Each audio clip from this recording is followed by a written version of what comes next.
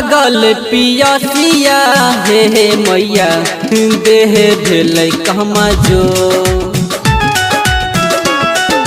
लागल पियसिया हे मैया देह भेलै कहमा जो ओगी ओगी ओगी ये सूरज देवे होई गहिले भोर ओगी ओगी ओगी सूरज देव होई गहिले भोर।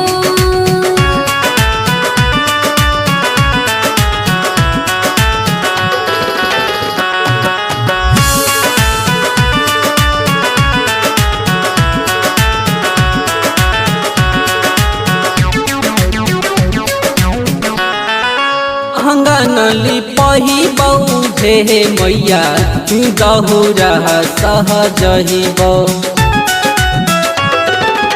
अंगनली पही बहु हे मैया दहुरा सहजैबौ अला बल यही बहु हे मैया तोहा के चढ़ैबौ ओगी ओगी ओगी सूरज देव होई गहिले भोर।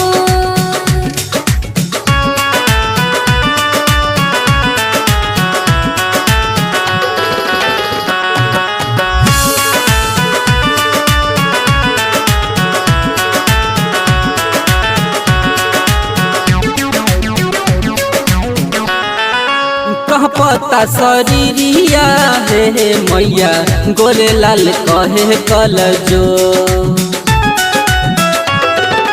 कह पता शरीरिया हे मैया मनोरंजन कहे कल जो जोरे जोरे सुपाबा हे मैया तोहा के चढ़ैबौ।